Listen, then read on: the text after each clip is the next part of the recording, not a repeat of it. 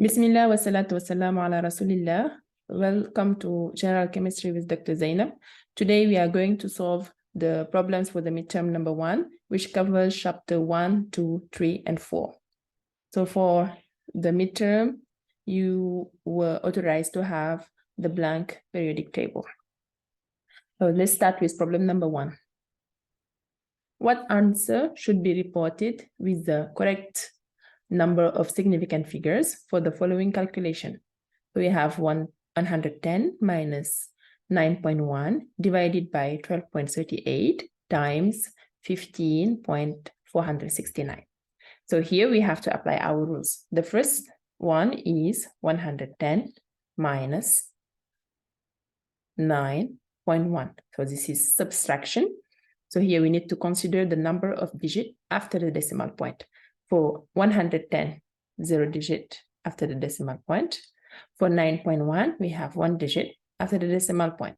So the result should have 0 digit after the decimal point, meaning this should be giving, so 110 minus 9.1. So here is 9. This is 9, 10, 0. This is 0 and 100. Okay, so the result should be, if I round to no digit after the decimal point, 101. Okay, and I will have 3 significant figures because the second operation is a division. Okay, this is for the numerator. For down, we have denominator times 15.469. This is the multiplication, so we need to consider the number of significant figures. Here we have 4, and here we have 5. So the result will have 4 significant figures. Okay, so I will have in the numerator 3 significant figures divided by 4 significant figures. That means the result should have 3 significant figures. Okay, so if I check at the result, so this is not the case. It has 1, 2, 3, 4. This one has 1, 2, 3, 4. This one has 2. This one has 1.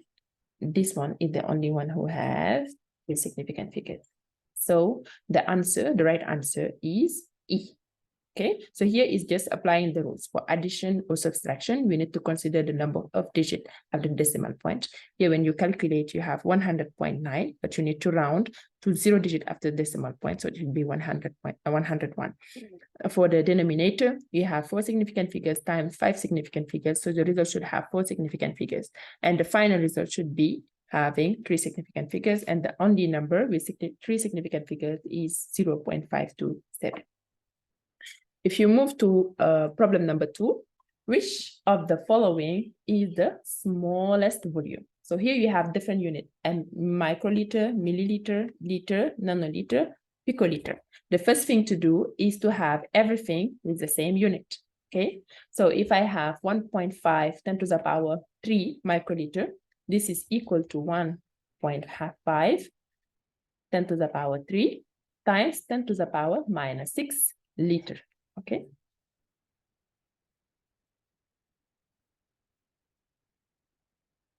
And then this is equal to 1.5 10 to the power minus 3 liter.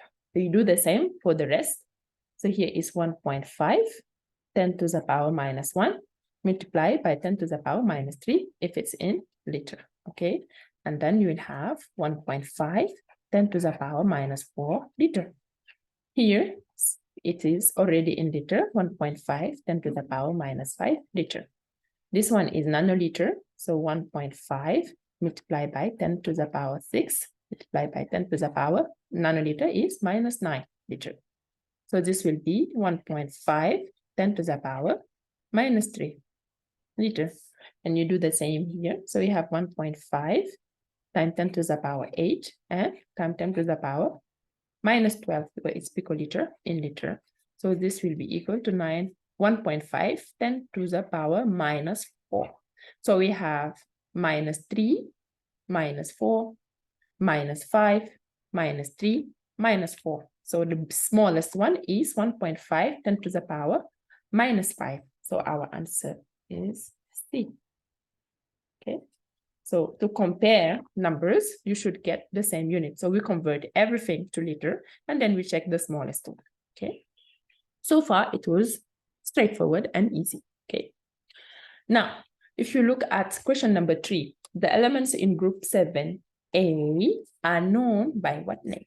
So we know that 7A, we have fluorine, chlorine, bromine, iodine, okay, etc. 7A, these are not transition metals, no. They are not alkali metals because we know alkali are 1A. They are not alkaline, it's not alkaline earth metal because these are 2A. And it's not noble gases because we know that they are 8A. So 7A is known as halogens, okay? Like bromine, iodine, fluorine, etc. Okay, so our answer is D.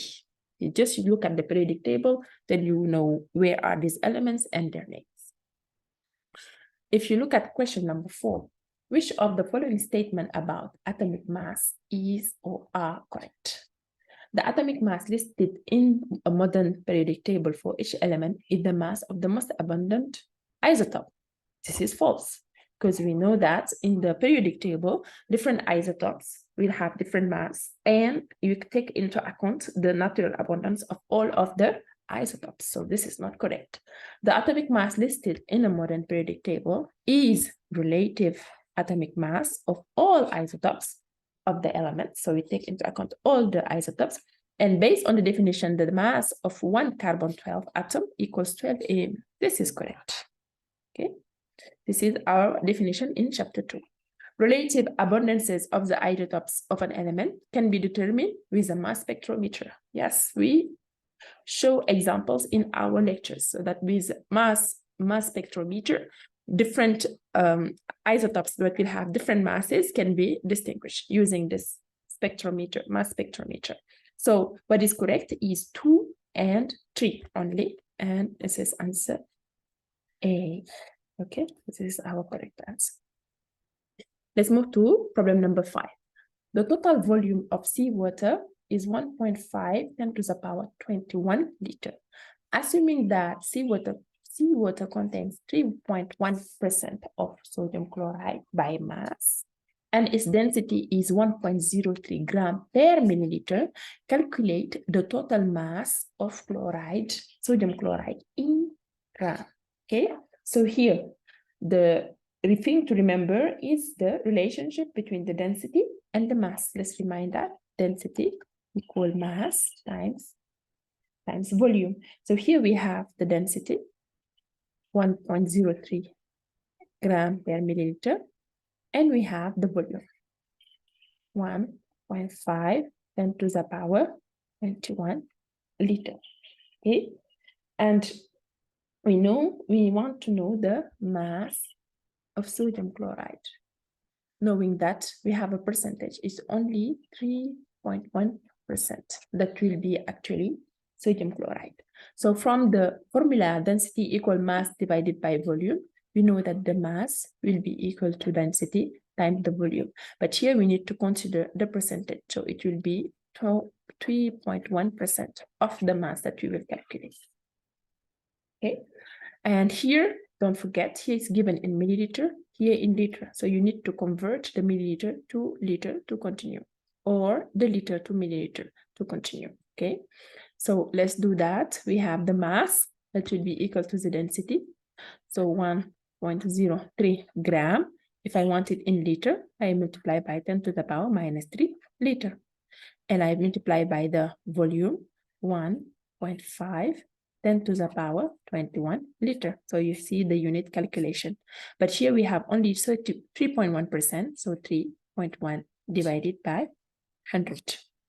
And if you compute it, you will have that the mass will be equal to 4.8 10 to the power 22 gram. Okay, because you have 10 to the power 3 that will go up, and multiply by 10 to the power minus 3, multiply by 100. So you will have 0.1 or 10 to the power minus 1. So it's going to be 10 to the power 22.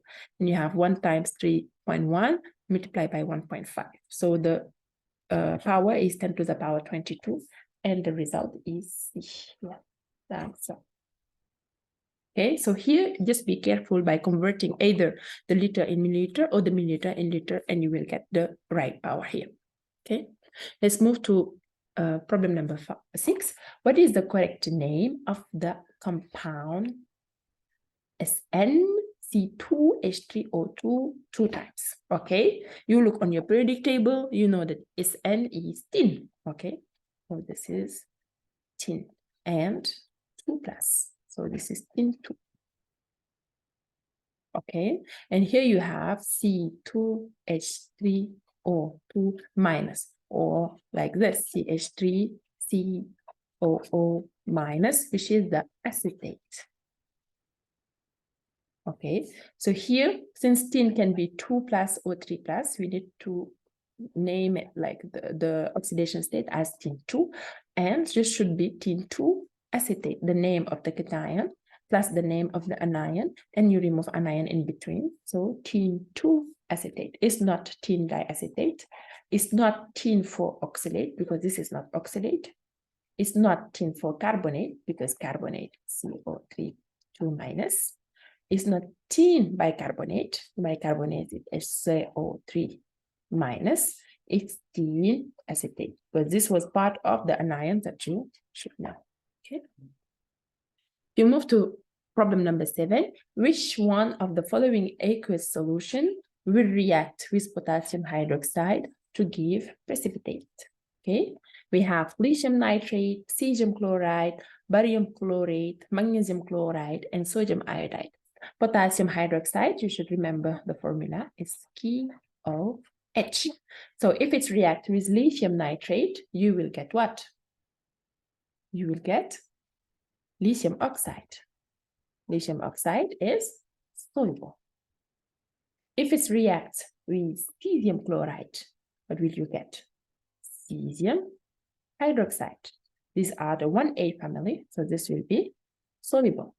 If it reacts with barium, you will get barium hydroxide, okay, which is also soluble. This is our table, okay.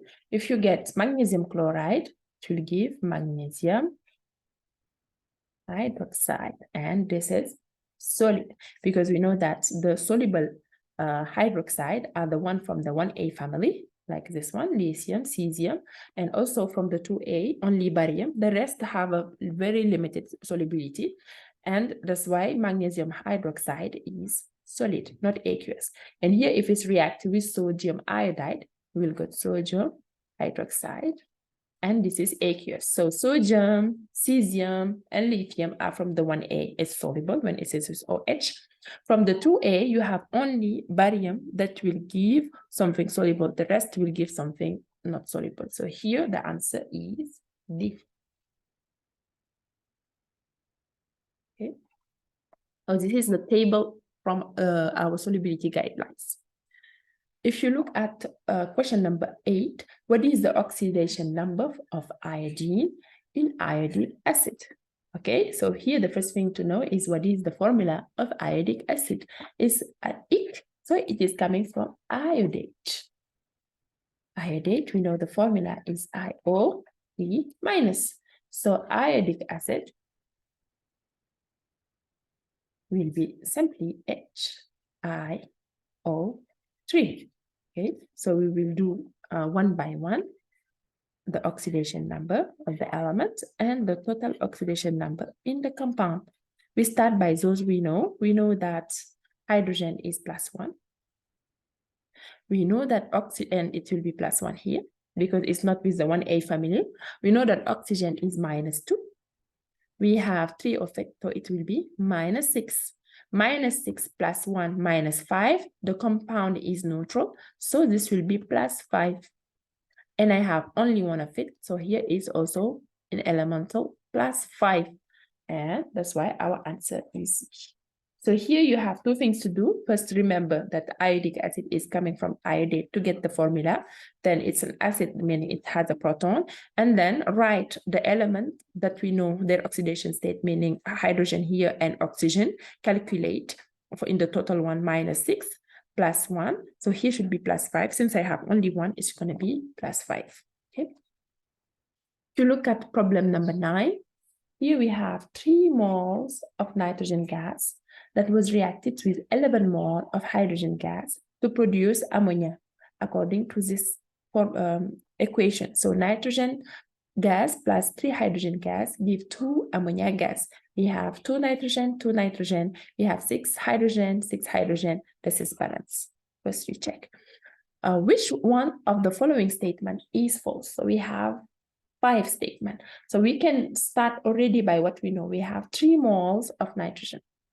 Okay, from our balance equation, we know that N nitrogen gas divided by 1 should be equal to N hydrogen gas divided by 3 if we are in the stoichiometric amount. Okay, here we know that the number of mole of nitrogen is 3 moles. So we know that 3 moles divided by 1, and we need to compare it by the number of mole of hydrogen, which is here 11 moles divided by 3. 11 moles divided by 3. We need to compare it with 3 moles. So what do you see?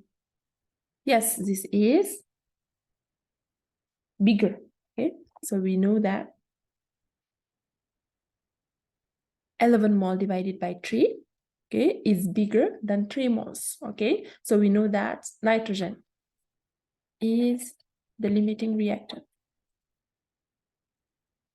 I give you time to think about it, so I don't give you directly the answer. Okay. Nitrogen is a limiting reactant. Okay, we have it somewhere here. This is correct. We know that if nitrogen is a limiting reactant, then hydrogen is in excess. Okay, and it is written somewhere here. This is correct. Now, if it's nitrogen is a limiting reactant, that means that it will react. But if I have 3 moles, it should give of nitrogen. Okay, it will react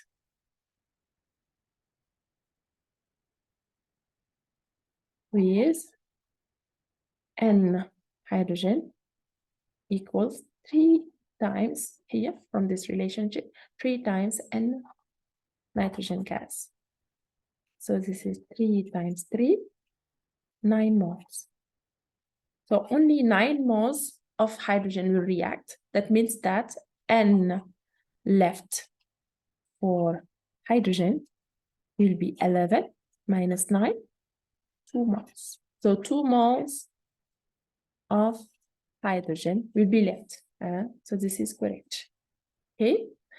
And if we have 3 moles of nitrogen gas that are consumed, that means if I want to know the nitrogen atom that are consumed, it will be 2 times 3, meaning 6. So I will have 6 moles of nitrogen atom that will be consumed. Okay, and if I have 3 moles, it will give how many moles of ammonia? 6, because number of mole of hydrogen of nitrogen divided by 1 should be equal to number of mole. Oh, here I will write it.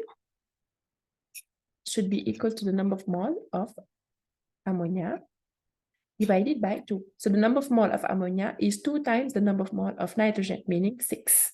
Okay, here it's written 12 mole of ammonia are produced, so this is not correct. Okay, so which one of the following statement is false? Is A.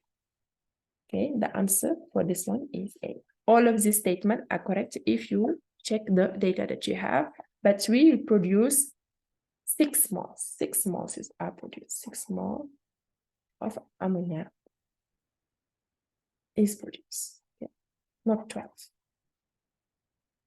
So here, just check the stoichiometry of the reaction and apply the rules. Check which one is in excess, which one is the limiting reactant. Knowing which one is a limiting reactant, you know exactly how much of the excess reagent will react. So you know how much is left in your reactant. And from the limiting reactant number of mole, you know the product number of mole. Okay. Let's move to problem number 10. Chromium 3 sulfide will have the formula. So we know it's chromium 3. Is 3 plus, okay? Sulfide, okay? Sulfide, we know that it's derived from sulfate. If I have this one, this is sulfate. If I want to go to sulfide, I need to lose one oxygen, and it's gonna be SO3, 2 minus, and this will be sulfide, okay? So I have chromium 3 plus that is combined with SO3, 2 minus. So I need to get the minimum ratio to have something neutral. So I have chromium 2 times and SO3 3 times. And if you check here, the answer is E. Okay, it's not chromium sulfate. No, it's not, because here it's gonna be, it should be chromium 2 plus SO4 minus. It's not chromium 2, it's chromium SO2 minus, sorry. This is not correct. Chromium 3 times. So it's chromium 3 times. Here it will be 3 times 3, 9 plus SO4 minus, SO4 2 minus 2 times 2 minus 4. So this is not correct. It's not even balanced. The charge is not neutral. Here you have SO3, it's a sulfate one, but here you have chromium 2 times here. So 2 times 3, 6 plus, and this one is 2 plus, so the charge will be 4 plus. This is not correct. Here it's again chromium 3, but you have sulfate, but this is not correct. The only answer is here. So just remember that sulfate is SO4 2 minus. To go to sulfite, you remove one oxygen, and then you have to combine something that is 3 plus, something that is 2 minus. So you have this that goes here 2 times, and this that goes here, that is 3 times. So chromium 2, SO3 3 times. Okay. Ionic compound. Problem number 11. Identify a metalloid element in the following list. Okay? So you have at your disposal the periodic table. You know that, you know where are the metals, you know where are the non-metals, and you know also where are the metalloids. You know that it's boron, silicium, you know that is arsenic and germanium, and it's antimony and tellurium, is polonium and AT, astatine. Okay, so you know that the metalloids are here. They are one boron, one silicium, and then you have germanium, arsenic, you have antimony, tellurium, you have polonium and astatine. Okay, here. So if I look, I see selenium. I know that selenium is here. It's a non-metal, but that's not correct. Gallium is here. It's a metal. It's not correct. Tin is here. Is the same as gallium. It's a metal. It's not correct. Bismuth is also here. It's a metal. It's not correct. So the incorrect answer is arsenic. Okay, so here you just need to remember that I told you you need to remember where are the metalloids. It's easy. It's boron, then silicium, and then 2 by 2. What is above are non-metals, and what is down are the metals. So you can see that the only one that is in the diagonal here is arsenic. Okay. Let's move to problem number 12. Naturally occurring gallium consists of 69 gallium, which has a mass of 68.93 mu, and 71 gallium, which has a mass of 70.92 mu. Calculate the abundance of gallium-9 isotope. So here, first you can go on the periodic table and check what is the atomic number of gallium. Okay, gallium is under aluminum and it's 31. So here I can already write gallium 31, gallium 31. Here the things to remember is what is the definition of the present abundance. What is it? Okay, so here I know that I have gallium 31, 69. And the mass is 68.93 mu. I can call its abundance X. Okay. And I have the other isotope, which is gallium. Okay. Which mass is 70.92 mu. And I can call its abundance Y. What do I know is the mass. Okay. The mass of gallium, which has a mass of 70.92. And here we're calculating the abundance of the gallium isotope. So we know that the abundance of the 69 one is X, and the abundance of the gallium 71 is Y. We know that the average mass will be equal to 68.93 times X, which is the mass of the 69 isotope times its abundance, plus the mass of the 71 isotopes. So 70.92 isotopes times Y divided by 100. So how do I know this mass? This is the one that is reported in the periodic table. And here I have 4 significant figures. So I need to check on my periodic table the mass of gallium and report it with 4 significant figures. So, and if you check, this is equal to 69.72, because that was the previous question. You remember when we are asking what is the mass that is given in the periodic table. Let me check the question number. Here, this is exactly what was asked in question number 4. Okay, the atomic mass listed in the modern periodic table is the relative atomic mass of all isotopes of the element based on the definition that the mass of one carbon-12 atom equals 12 mu. So here, what is asked is the abundance of one of the isotopes. Okay, but we know that this mass is already reported in the periodic table. So, and I also know that X plus Y equals 100%. Okay, so I can just remove what I want to know is X. So here I will express Y in function of X. So Y will be equal to 100 minus X. Okay, and I will have 68.93 X plus 70.92. 100 minus X should be equal to 100 times 69.72, meaning 6972. Okay, here I can express X equal 68.93 minus 70.92, and it should be equal to 6972. Okay, minus 670.92, this one time 100. Okay, so I can express X equal 6972 minus 70.92 divided by 68.93 minus 70.92. So this is negative on the numerator and negative on the denominator. The result should be a positive number. Okay, and it will be equal to 60.3%. Okay, and the result is D. So here, remember the definition of the atomic mass that you get on the periodic table when you express it using the mass of the different isotopes, and also knowing that the abundance is 100% when you add both all of the isotopes. Okay, the percent abundance of the isotopes, then you can calculate X easily. Okay, let's move to problem number 13. P4SE3 is a binary molecular compound. What is the correct name? So here we know it's a molecular compound. When it's a molecular compound, you need to give in Greek what is the number of each of the atoms. Okay, so here I know I have tetraphosphorus tricyanide. So it's not phosphorus selenide, because this will be for ionic compound where you don't need to give the ratio between them. It is tetraphosphorus tricyanide. This is correct.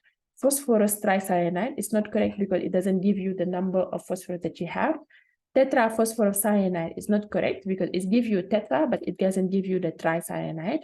And phosphoric selenide is not correct. Okay, so the answer is tetraphosphorus tricyanide. And the key word is it's the molecular compound. So you need to give the number for each of their atoms. Okay, let's move to problem number 14.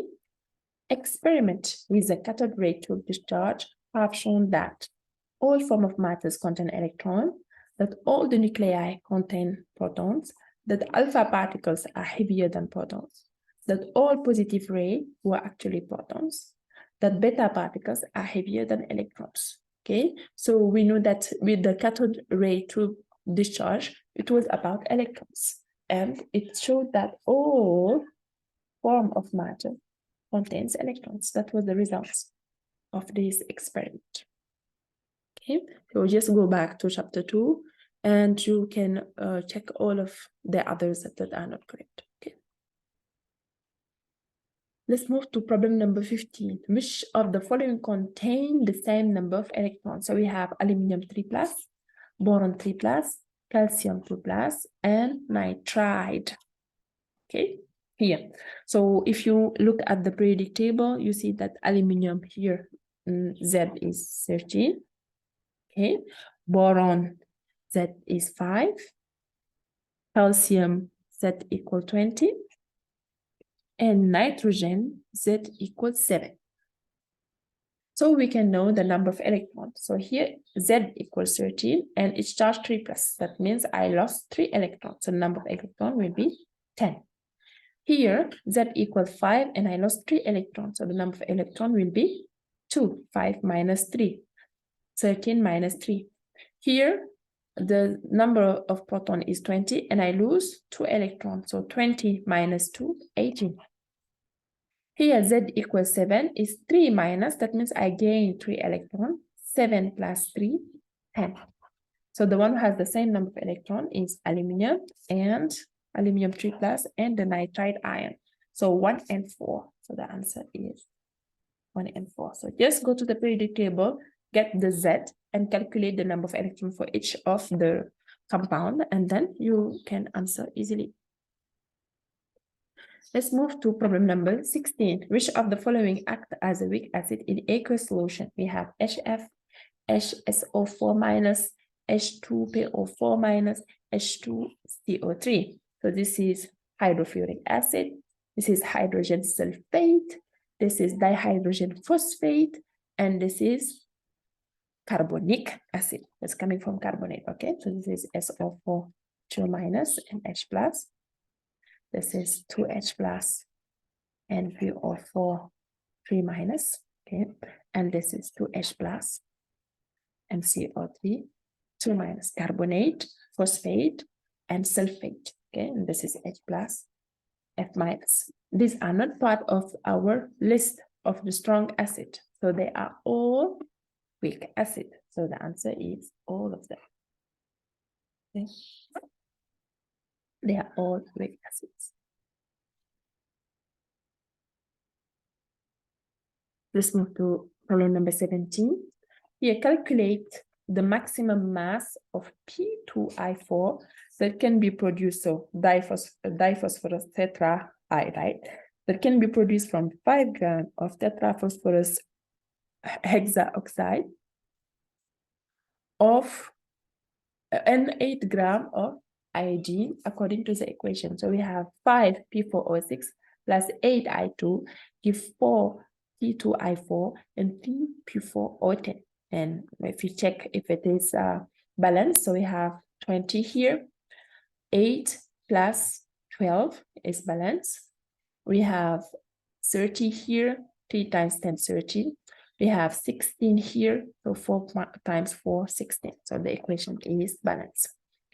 Here what we have 5 grams of P4O6 and 8 grams of iodine. Whenever we have a reaction and you have the quantity of both reactants, what should you do? First, calculate the number of moles and then deduce which one is the limiting reactant and which one is in excess. Okay, so here we'll do some calculation. We check on our periodic table for P is the mass is 30.94 grams per mole. For oxygen, 16.00. Okay, for iodine, it is 126.90. So we can calculate the molar mass of all of our compound. If we have P4O6, the molar mass will be equal to 219.76 grams per mole. So this is the first thing to do. For iodine, we know that it's 253.8 grams per mole. And for P2I4, which is the product that is interesting us, is 569.48 grams per mole. Okay, so we have the molar mass of all of our compound. According to our equation, we should have the number of mole of P4O6 divided by 5. That should be compared with the number of mole of I2 divided by 8. They are equal in stoichiometric amount. Now, the one which will be in excess will be bigger than the one that will be in the limiting reactant. Okay, so let's calculate Ni2 divided by 8. So as here is mass divided by molar mass. The mass of iodine is 8 divided 8.00 divided by 8 times the molar mass of iodine, I2, 253.8, and the result is 3.87 10 to the power minus 3 mole. And if we calculate P4O6 divided by 5, the mass is 5.00, so it makes your life easy. 5 times the molar mass of P4O6, 219.76, and this is equal to 4.55 10 to the power minus 3 mole.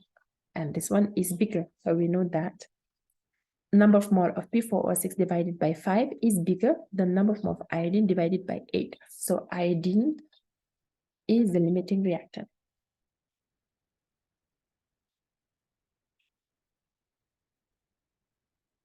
Okay. So the number of mole of P2I4 will be determined by the number of mole of I2. Okay, so N P2I4 divided by 8 should be equal to N I2 divided by 8. But here is 4, sorry, from the equation. So N divided by 4 should be equal to Ni2 divided by 8. So that means that N P2I4 should be equal to 1/2 of Ni2. And the mass that is produced, M(P2I4), which is equal to number of mole times molar mass, will be equal to Ni2 divided by 2 multiplied by the molar mass of P2I4, which means number of mole of I2 we calculated is 8.00 divided by 2 times 253.8, and we multiply by the molar mass of P2I4, meaning 569.48. And this is equal to 8.98. Okay. Meaning D. If you make mistakes on each of these steps, you will get the other results. If you say that this one is a limiting reactant, you will get one of these results. And even if you make a mistakes on the ratio here, like if you say that instead of 1/2 is 2 times, then you will get one of these results. Okay, so make sure that you follow the steps. You have to balance the equation, get the molar masses, check the ratio that should be equal from the stoichiometric amount, so you can deduce what is the limiting reactant. Then the limiting reactant will determine the amount of your product. Then you can calculate and check the answers. Okay, you cannot just give the answer like that. You have to do this process. Okay, let's move to problem number 18. A compound containing only sulfur and nitrogen has 30.5% nitrogen by mass and has the molecular mass between 182 and 194. What is the molecular formula of the compound? Okay, so we know that it contains only sulfur and nitrogen, so it's going to be SX9 and Y. Okay, the percentage of nitrogen equals 30.5. So we can deduce the percentage of sulfur already. So the percentage of sulfur will be equal to 100 minus 30.5. And it is equal to 69.5. So now we have the percentage of sulfur and the percentage of nitrogen. So we can determine also that expression using X and Y. The percentage of nitrogen will be equal to 14.01 X divided by the molar mass times 100. And we know that the percentage of sulfur, if you check the molecular mass, molar mass is 32.00 Y divided by M multiplied by 100. And here is equal to 30.5. And here to 69.5. So we can get the ratio between Y and X and deduce what we call the empirical formula. Exactly. So we know that 32.00 Y divided by 14.01 X should be equal to 69.5. So this one divided by this one divided by 30.5. And that gives a ratio Y to X that is equal to 0.998. So very close to 1. So our empirical formula is like this, Sn. So we know that Sn is the empirical formula.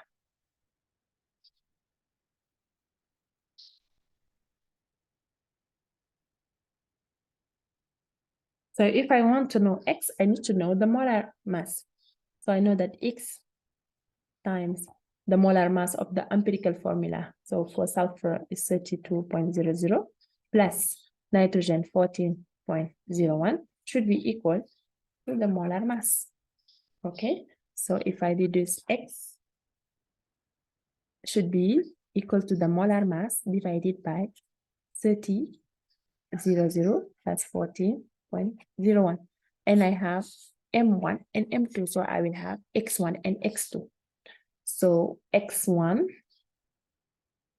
so X should be between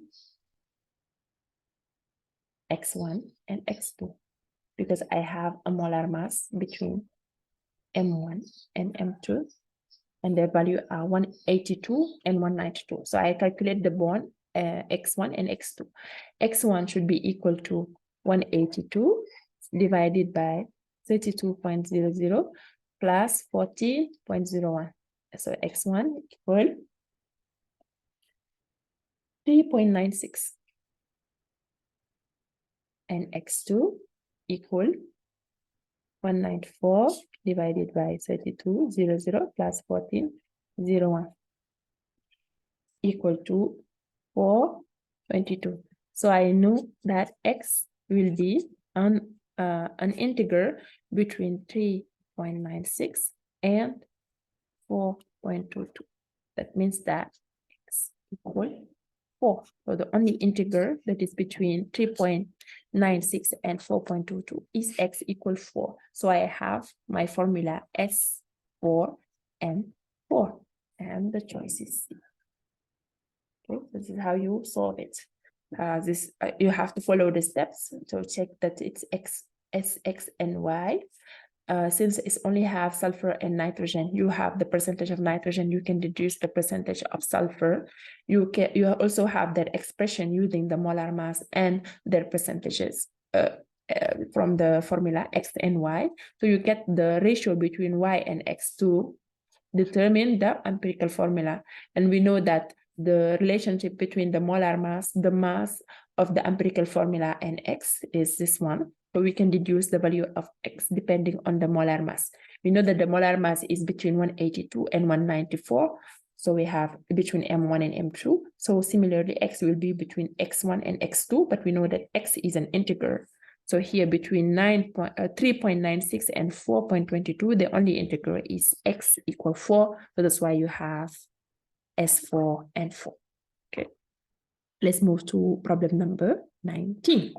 Find the actual yield of chromium produced by the reaction of 44.1 gram of chromium 3 oxide with 35 gram of aluminum according to the chemical reaction if the percentage yield was 29.2. So we have two aluminum that react with chromium oxide, chromium 3 oxide to give aluminum oxide and chromium. So here is balanced to aluminum, 2 chromium, 3 oxygen, 3 oxygen. So this is balance. Okay.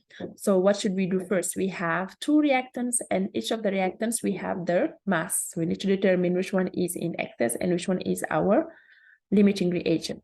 So if you check on the periodic table, you have chromium. The molar mass of chromium is 52.00 gram per mole, and for aluminum 26.98 gram per mole. So we can determine the molar mass of chromium 3 oxide. The molar mass is 152.00 gram per mole. So here I'm saying chromium 3, okay, because I know that it's chromium 3 plus and or 2 minus. So this 2 is coming here and this 3 is coming here. Okay, so but I know that it's chromium 3 in terms of oxidation state. Okay, so this is chromium 3 oxide. And what do we need to know? Find the actual yield of chromium. So we already have the molar mass of chromium. So let's calculate the number of mole. We need to compare N aluminum divided by 2 and N chromium 3 oxide divided by 1. So N aluminum divided by 2 is mass divided by molar mass. The mass is 35.0 divided by 2 times 26.98. And the result is 0.649. 649 mole. We need to compare it with N chromium 3 oxide. It's mass divided by molar mass, so 40.1 divided by 152.00, and this is equal to 0.290. This is smaller, like this. So this is my excess reagent, and this is my limiting reagent. So CH2-2-3 is the limiting reactant.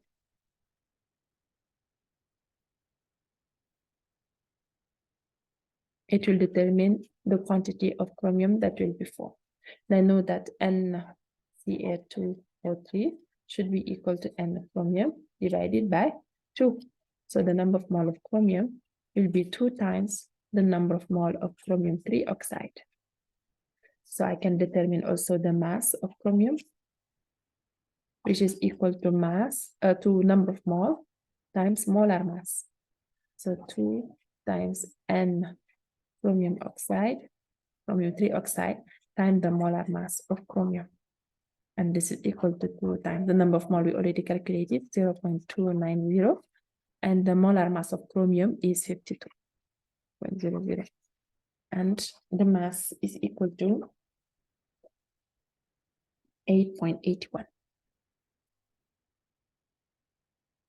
8.81, 8.82. The result is this one.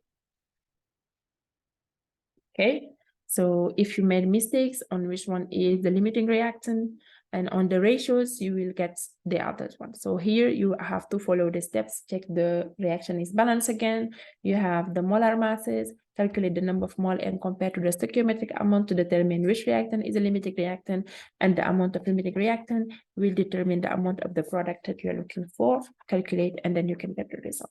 Okay, let's move to question number 20, the last one. Identify the oxidizing agent in the following chemical reaction. So this is a relationship with chapter 4.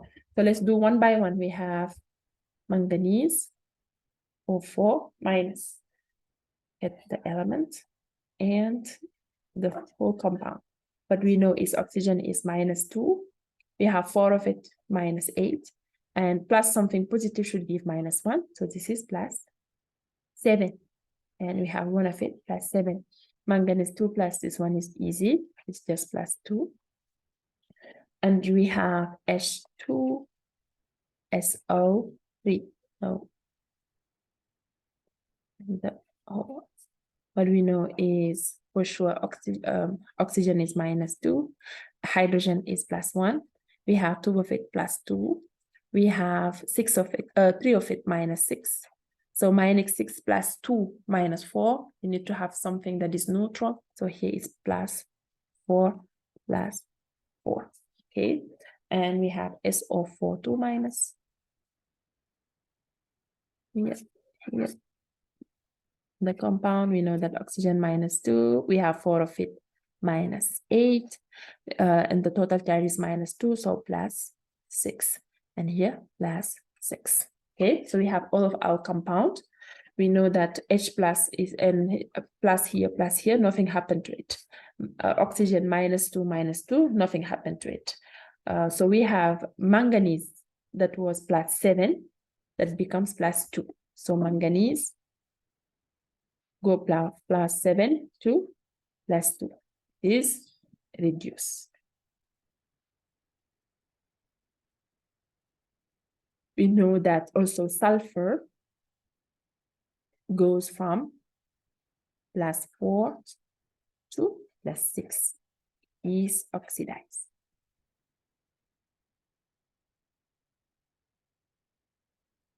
Sulfur is oxidized by manganese. So manganese is my oxidizing agent. Or you can say that manganese is reduced by sulfur. So sulfur is my reducing agent. So what is asked here is the oxidizing agent. So it's manganese or 4- permanganate. Okay. So you can see it was doable. Okay, you have some calculations to do in some of the problems, so that take more time. You have other problems that are quick to solve, but we review everything from chapter 1, 2, 3, and 4. Okay, I hope that this correction will help you review also and see where you did the mistakes. And I hope that some of you also were able to have 100%. Okay, so that's it, and see you again next time.